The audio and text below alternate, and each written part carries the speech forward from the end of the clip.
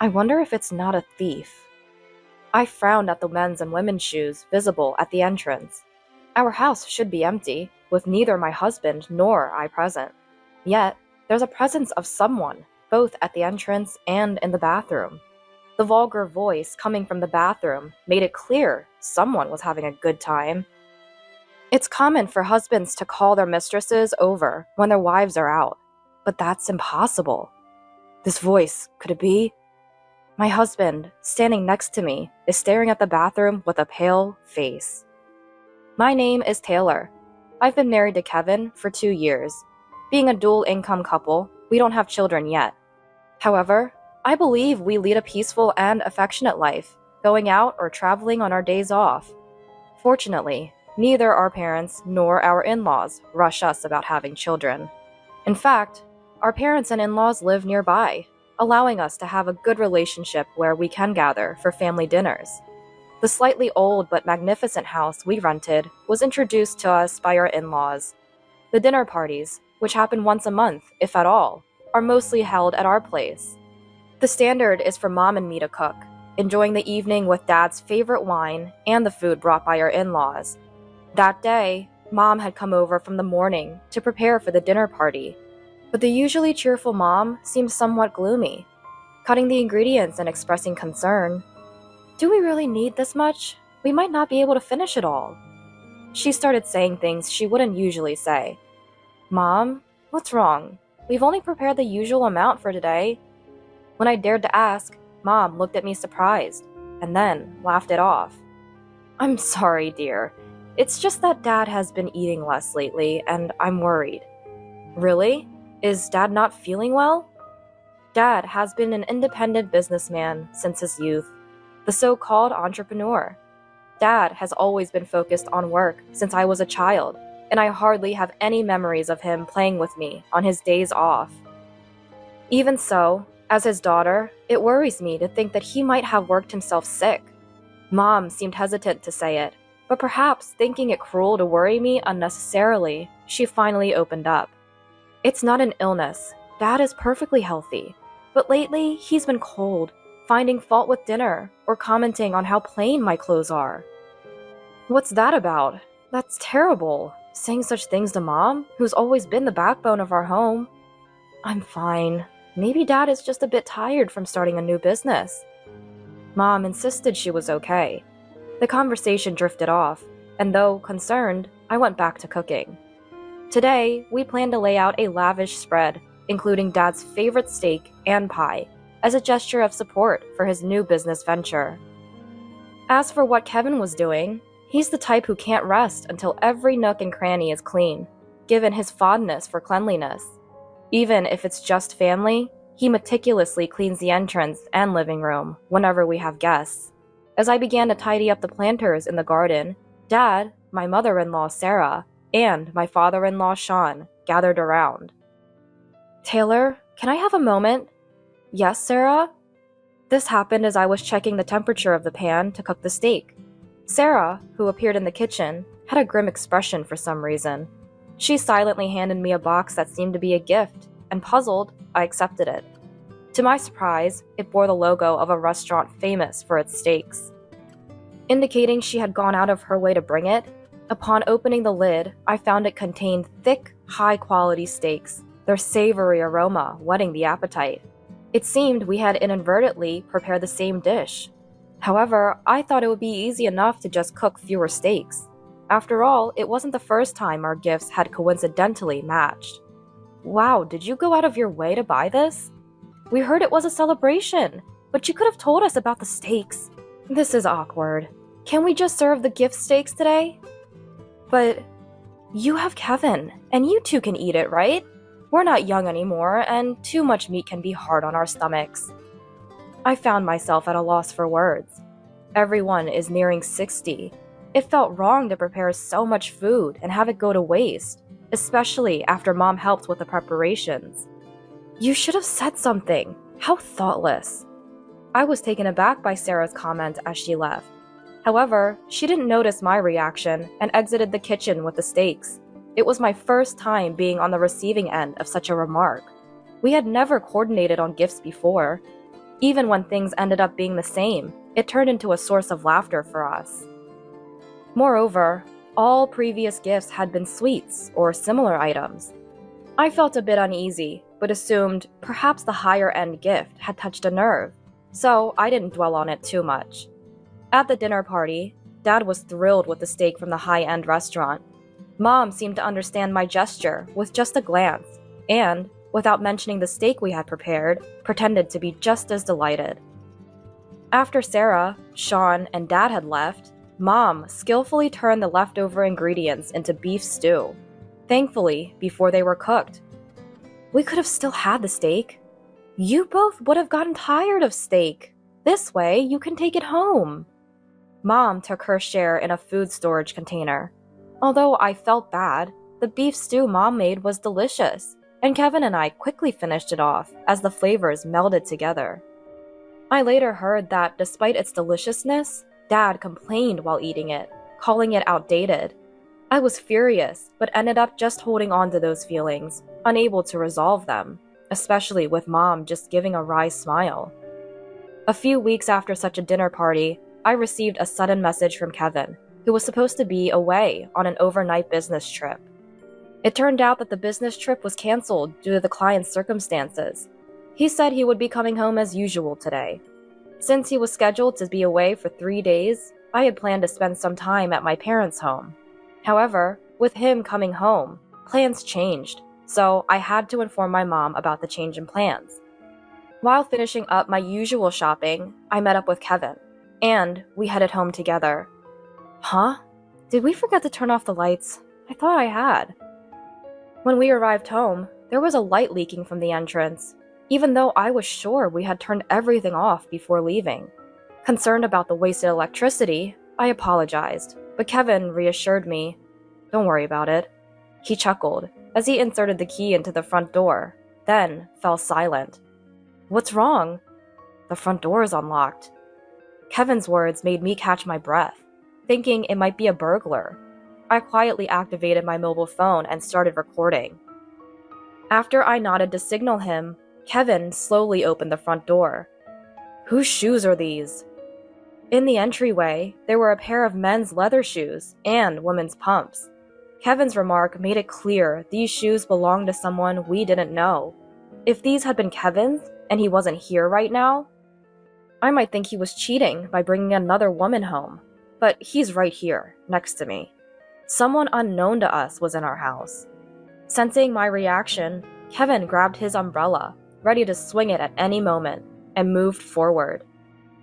Then, we saw the living room light was on, and the food that seemed to have been bought scattered on the table. Strange for a burglar, I thought. Then I heard a voice. Approaching slowly, it became clear the voice was coming from the bathroom. It seems that the person speaking is inside the bathroom. This voice. I can understand why Kevin is truly creeped out. After all, the voice coming from inside is quite vulgar. It's unsettling and infuriating to think that our home could be used without our knowledge. Wondering who on earth could be doing this, I slowly opened the door, and my eyes immediately fell on some discarded clothing.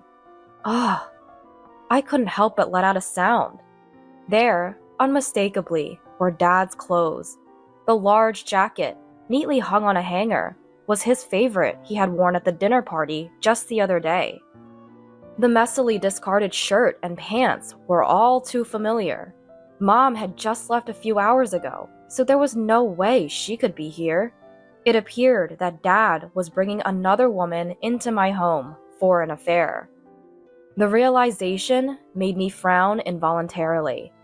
Looking up at Kevin, wondering how to explain this to him, I saw him staring with a ghastly pale face at a necklace resting atop the washing machine. I remembered seeing that necklace, and the earrings beside it, quite recently. This can't be... Mom? Kevin's words confirmed the identity of the person inside the bathroom. The ones using our home for their affair were my dad and Sarah. I pulled Kevin, who seemed ready to burst in on them, back to the living room quietly. Moving away from the echoing voices seemed to help him regain some composure. Shouldn't we call your mom and my dad? Kevin suggested, though he seemed confused. What would happen if we brought Mom and Sean here now? I could only foresee a crisis for both families, but I couldn't just ignore what was happening. Vulgar noises were still coming from the bathroom, indicating they might not come out anytime soon. I contacted Mom, and Kevin reached out to Sean right then. It's about Dad. Your dad? He said he was going golfing today and left early in the morning. He won't be back until the night. Should I tell him to call you when he gets back? It seems that Dad is at home with Sarah.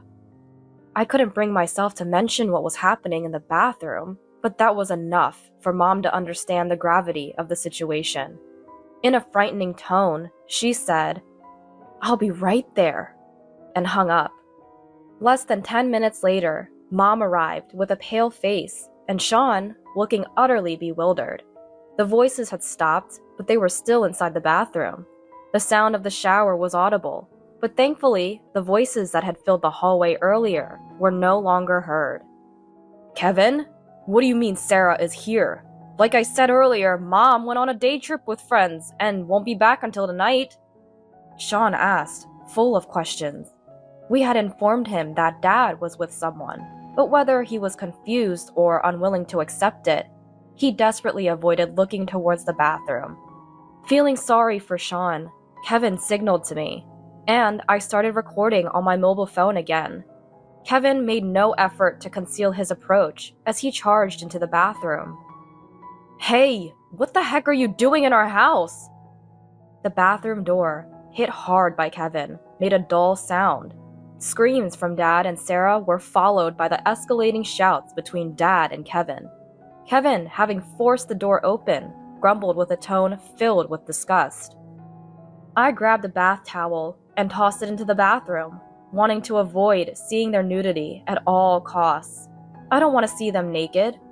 Behind me, Mom, apparently unable to hold back any longer, pushed past me and stormed into the bathroom.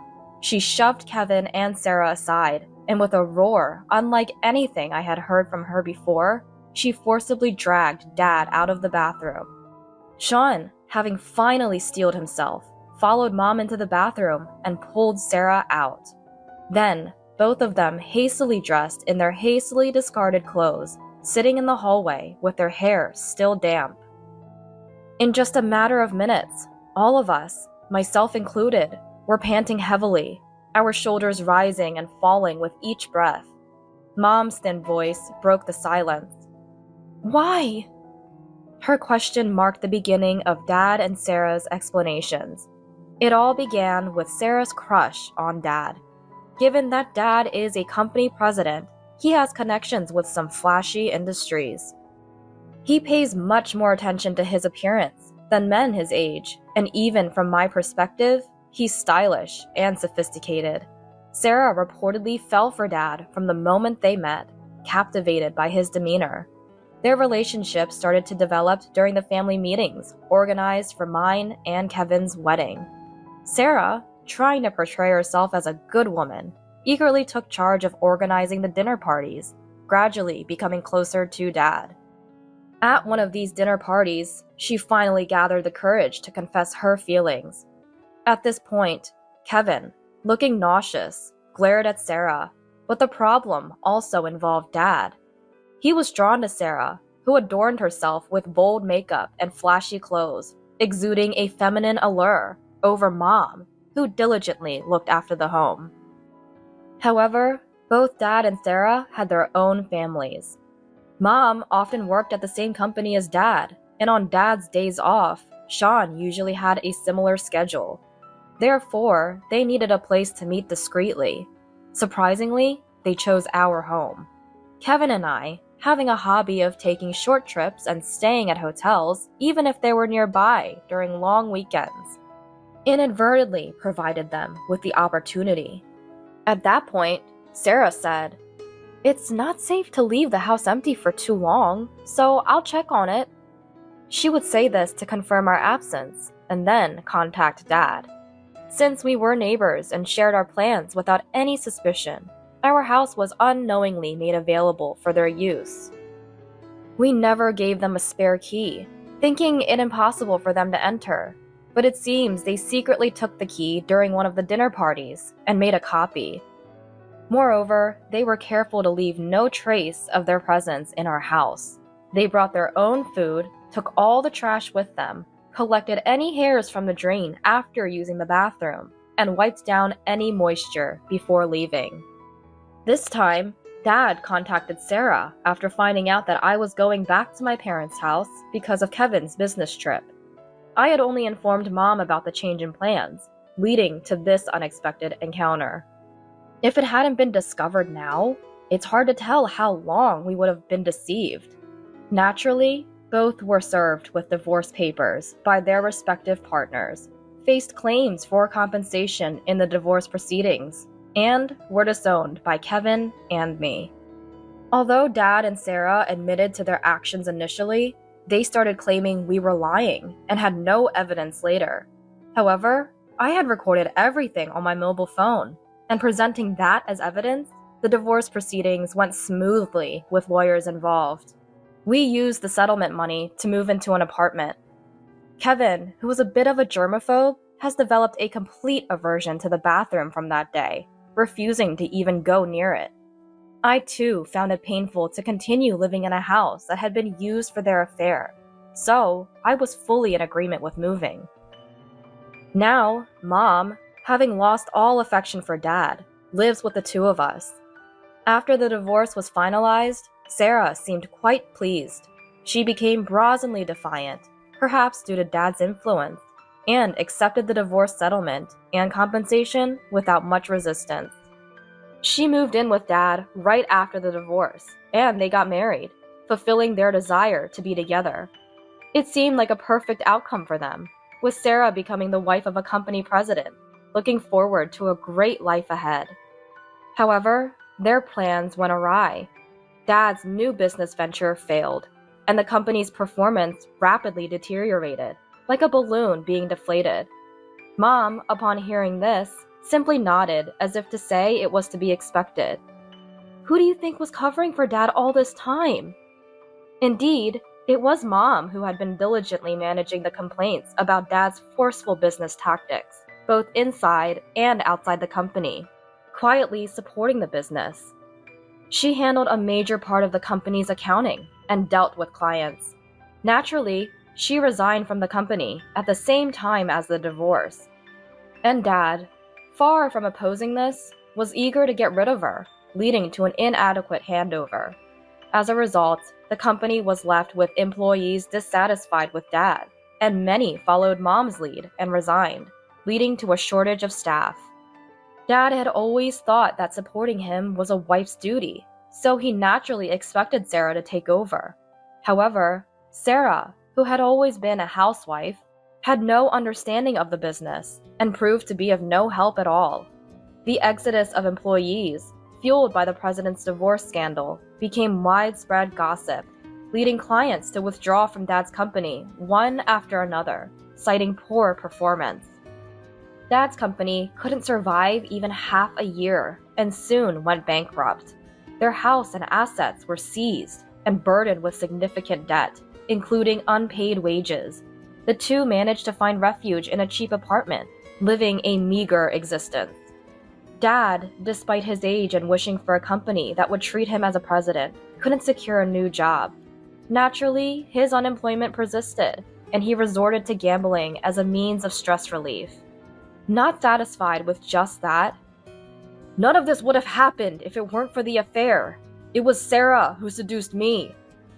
In his rage, he began to resort to violence towards Sarah.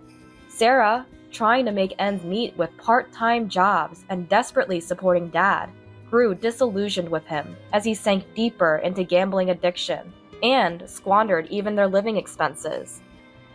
Unable to bear Dad's repeated verbal abuse, one day she fled the apartment. She ended up at Sean's house. It was the house where Kevin had grown up. Kevin and I happened to be visiting Sean, who had become somewhat reclusive due to the emotional toll of the divorce, and we often checked in on him. Without ringing the doorbell and finding the front door open, we went to see who it was and were met by Sarah. Initially, we didn't recognize her. She looked so different that we thought a stranger, an old woman, was speaking to us. The once beautifully made-up Sarah was nowhere to be seen. Exhausted, Sarah attempted to apologize and seek forgiveness for her past actions, but I could only respond with a bitter expression, thinking it was too convenient. Sean must have been quite shocked. Yet, it seemed he was somewhat swayed by the return of the woman he once loved. While he was pondering how to ask her to leave, Kevin, who was standing next to him, suddenly clutched his mouth and crouched down on the ground. Remembering Sarah's affair in the bathroom, he couldn't hold back and vomited right there. In a panic, Sean and I rushed to bring a trash can and water, and ended up hearing Kevin's cries of rejection towards Sarah from behind his back. Feeling sorry for Kevin and wondering how to resolve the situation, it was Sean who stood up to take action. Sean looked Sarah squarely in the eyes and unequivocally denied any possibility of reconciliation. "Leave!" With firm words, he sent Sarah away. Sarah seemed deeply affected by her own son's vehement rejection, enough to make him physically ill. Without a word, she staggered out the front door and left. Since that incident, Sarah has apparently kept her distance from Sean. There has been no contact from Dad or Sarah since then, so it's safe to assume that our ties with them have been completely severed. Kevin was under the weather for a few days, but has since recovered. Together, we're committed to building a warm and loving home. Mom has shown incredible resilience, quickly finding work, making new friends, and moving on from Dad to enjoy her life. She's planning to rent an apartment for herself once she's saved enough, and I'm hoping she'll choose one close to our home. As for Sean, he seems to have perked up a bit after adopting a stray cat that wandered into his yard. Taking in one cat has apparently led to more cats gathering at his place, and now it's known in the neighborhood as a popular hangout for cats. The ordeal caused by Dad and Sarah involved the whole family in a tumultuous situation. However, those of us who remain have strengthened our bonds and are doing our best to move forward. My name is Alyssa, a 36-year-old housewife juggling part-time work and raising 2 children. While I'm generally content with my day-to-day life, my husband Jackson, a corporate employee of the same age, often prioritizes his mother Shannon over our family. Plans for family outings are frequently altered to accommodate Shannon's requests, such as weeding her garden or accompanying her on shopping trips, even if it means canceling visits to my parents' home. Jackson has even gone as far as changing our child's birthday cake from their chosen character theme to a fruit tart recommended by Shannon, under the guise of it being healthier. Mom says kids need to eat lots of fruit and get their nutrients. His disregard for our children's disappointment leads to frequent confrontations between us. Shannon, for her part, seems to relish Jackson's prioritization of her, deriving a sense of superiority from it, even if it comes at the expense of her grandchildren. "Sorry about that, kids. It's Grandma's fault." Yet, her apologies are delivered with a smile. Moreover, Shannon's condescending attitude towards me, coupled with external praise of her as a wonderful mother-in-law, strains our relationship further. Since the passing of my father-in-law, Jackson has indulged Shannon even more, exacerbating her behavior. With our 10th wedding anniversary approaching, I suggested we do something special. "Hey, since it's our 10th anniversary this year, how about we go out for a meal at a restaurant? We could ask Shannon or my parents to watch the kids." Has it been 10 years already? Sounds good. Let's book a nice place. What was that restaurant that was featured on TV? We decided to book a reservation at an upscale restaurant we wouldn't normally visit. Jackson was enthusiastic and quickly called Shannon to ask her to watch the kids. Even though it was still nearly 2 months away, I was looking forward to a special anniversary celebration. On the anniversary day, I was entertaining the kids while eagerly anticipating the evening. Jackson, who said he would come straight home after work, hadn't returned. Perhaps he suddenly had to work overtime, but I spoke to him this morning and he shouldn't have forgotten that it was today. These thoughts have been circling in my mind for a while now. After all, there's been no reply from Jackson, despite my attempts to contact him, leaving me completely in the dark about the situation on his end. Moreover, I can't get in touch with Shannon, who was supposed to look after the children, making it difficult to wait for Jackson at the restaurant as planned. As a last resort, I called Jackson's office. Upon requesting to speak with Jackson, I was informed that he had finished work and already left. I thanked them politely and hung up. Wondering why he hadn't responded to my messages if he was already done with work, all I could do now was wait. My daughters, who were aware of tonight's plans, started glancing at the clock, expressing concern about how late it was getting. Indeed, I replied tersely, unable to take my eyes off the ticking clock hands. Even if he had left for work just before I called, he should have been home by now, since he drove to work this morning. I continued waiting for Jackson until just before the reservation time, but I couldn't wait any longer. The reservation was for 7 p.m., and it was nearly time. I decided to call the restaurant to inform them of our delay. Hello? Your party has already been seated? Alone? No, as per your reservation. There are 2 guests. Can you tell me who came? A man who appears to be a company employee and an older woman. Excuse me, but may I ask who's calling? Upon hearing that, I quickly ended the call, saying, "It's a misunderstanding on my part, I'm sorry," and hung up in a rush. An older woman. Could it be? I immediately called Jackson. After several rings, he finally picked up, sounding very annoyed. Yeah? What is it? You've been nagging me. Where are you? You're not already at the restaurant, are you? I am. We're already seated. Mom insisted on dining here, so I decided to have dinner with her tonight. We can celebrate our anniversary at a local restaurant this weekend. You like the pizza there, right? It was indeed Shannon. The audacity of Shannon to join an anniversary dinner, knowing full well what it was, and Jackson's actions in not only allowing this, but also taking my place without any communication, filled me with disgust, not just anger. Especially knowing that I had been looking forward to this for 2 months, and his idea of making it up to me was a meal at a local restaurant. It was a clear indication of the absolute preference Jackson had for Shannon over me. The kids will be disappointed they can't have Grandma's cooking, so make them something they like tonight. I'm counting on you. Wait a second. I tried to stop Jackson as he was about to hang up. Our parents gave us gifts for our 10th anniversary, you know. They said they wanted to hear all about our dinner. Gifts? Your parents always give me stuff I don't like. Just throw away anything that's not cash. Jackson's suggestion to discard gifts filled with everyone's well wishes was appalling. I gave him one last chance, almost as a gesture of mercy. Alright, but you might regret this later. You sure it's okay to throw them away? Jackson seemed puzzled by my insinuation, but his stance appeared unchanged. Regret what? I just need the cash. Oh, the food's here, so I'm hanging up. Don't call me again, alright? Bye. I sighed as I hung up the phone, noticing the worried looks from my children. It's gotten a bit late, but who wants to help me with dinner? Their eager hands lifted my spirits slightly. After dinner, I did as Jackson had said, sorting through the anniversary gifts. I kept the cash and prepared to discard the rest, feeling ashamed and sorry for those who had given them to us. It's astonishing that I've managed to stay with Jackson for 10 years. After finishing up and putting the kids to bed, Jackson came home. Don't you think it's terrible to prioritize Shannon, even on our special 10th anniversary day? It was my invitation, and you knew I was looking forward to it. You could have had dinner with Shannon any other day.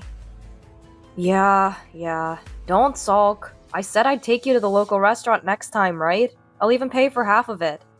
It's not just about that.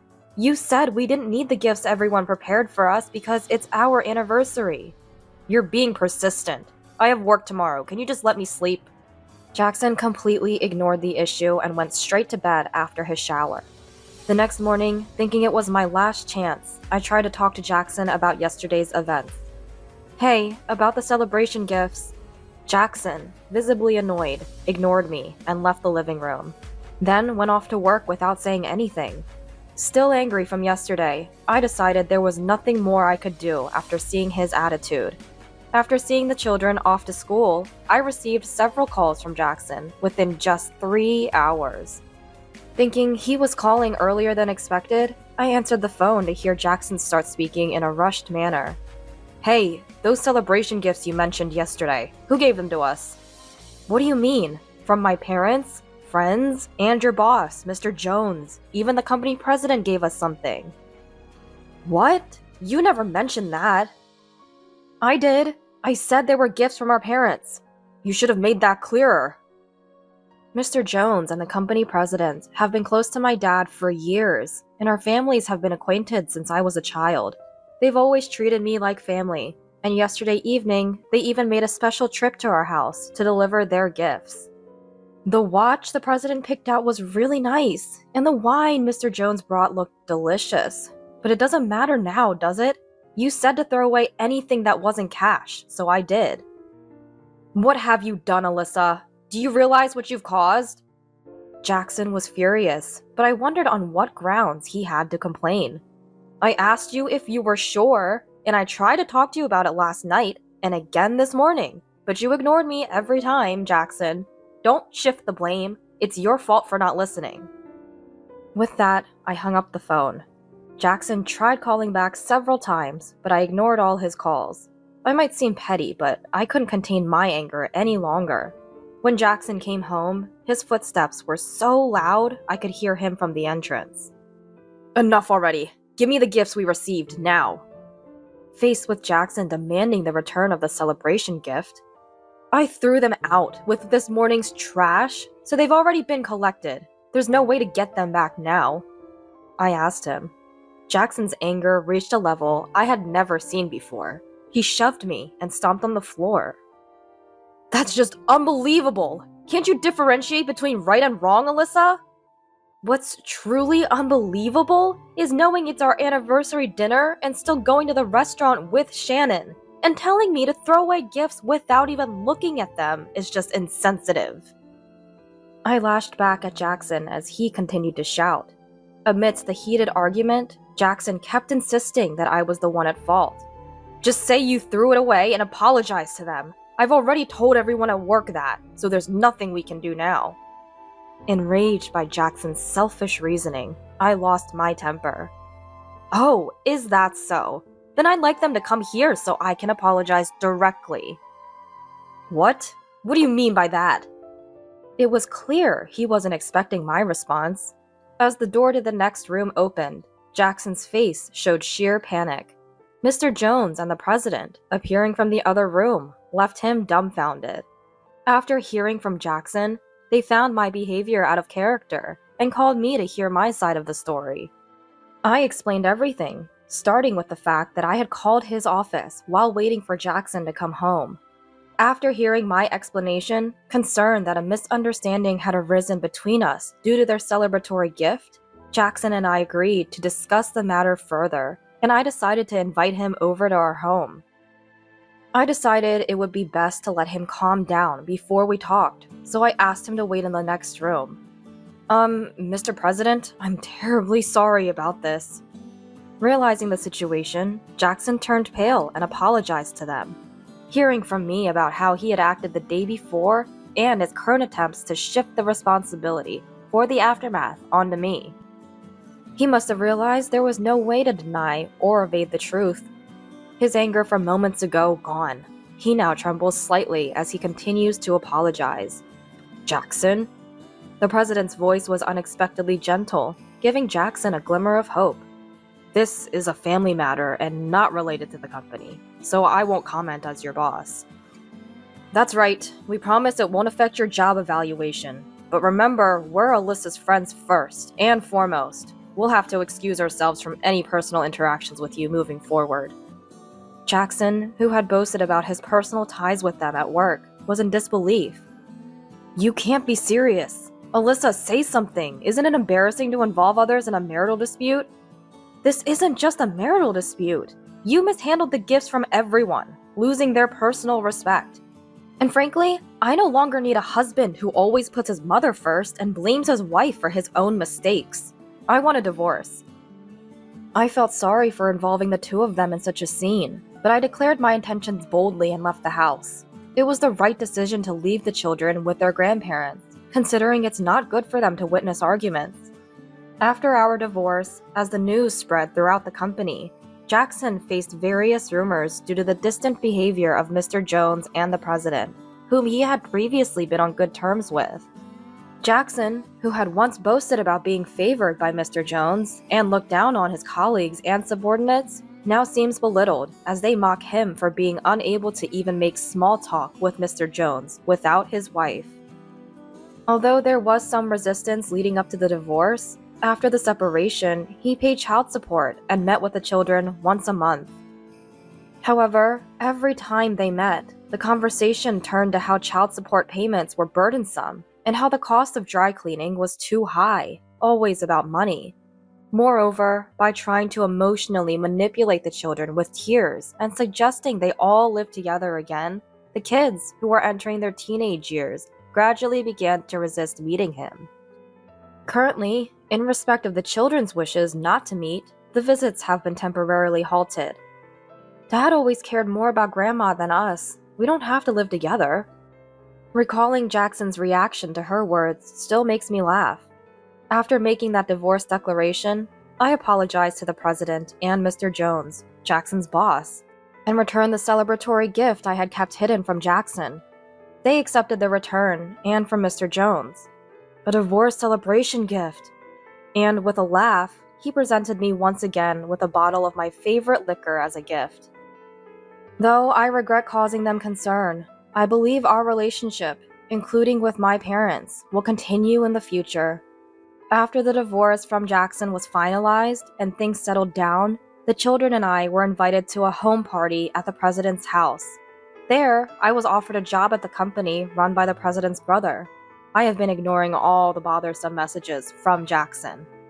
In my new workplace, which is understanding of parenting, I am supported by many people, and we, as a family, are living happily every day.